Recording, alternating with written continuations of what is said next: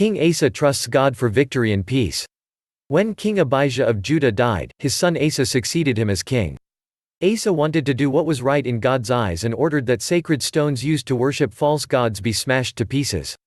He removed incense altars, idols, and poles set up by those who worshipped pagan gods.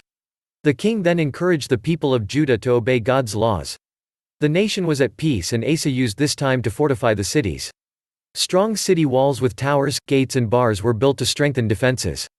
"The land is ours," the king declared, "because we have sought the Lord our God." Asa had an army of 300,000 men from Judah and another 280,000 men from the tribe of Benjamin. The tribe of Benjamin was known for their skill with small shields and bows and was trained to shoot with both hands. The tribe of Judah was equipped with large shields and spears and consisted of all brave fighting men. King Zerah from Cush decided to march his vast army to attack Judah.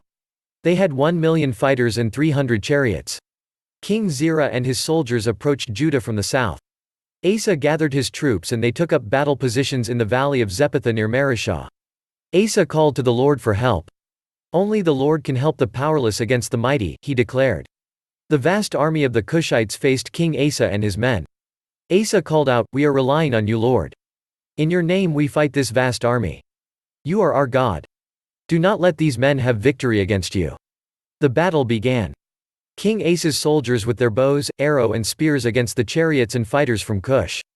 The Lord gave King Asa and the army of Judah the power to overcome their enemy. The army of Cush turned and fled for their lives. King Asa and his soldiers pursued them all the way to Gerar, crushing the mighty army of the invaders. They destroyed the nearby towns and returned to Jerusalem with a large plunder of sheep, goats, and camels. When Asa returned, God sent Azariah, son of Oded the prophet, with a message for the triumphant king. "Listen to me, Asa and all the tribes of Judah and Benjamin," Azariah prophesied. "The Lord is with you when you obey him. If you seek God, you will find him, but if you forsake him, he will forsake you. In the past we have been without the true God. His laws and teaching has brought us great distress and turmoil. But as for you, be strong and do not give up, for your work will be rewarded." Encouraged by God's words, Asa repaired the altar to God that was in front of the temple. In the 15th year of his reign the nation assembled in Jerusalem to worship God.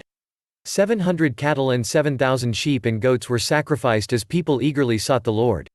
They made an oath to obey God wholeheartedly, shouting out their promise accompanied with trumpets and horns. King Asa continued to remove idols. He even deposed his grandmother Maacah from her position as queen mother when she made an image to worship the false god Asherah. The idol was cut down and burnt in the Kidron Valley. Asa's heart was fully committed to God and the nation continued to live in peace. If you like this video, give it a thumbs up. Share and leave a comment. Subscribe.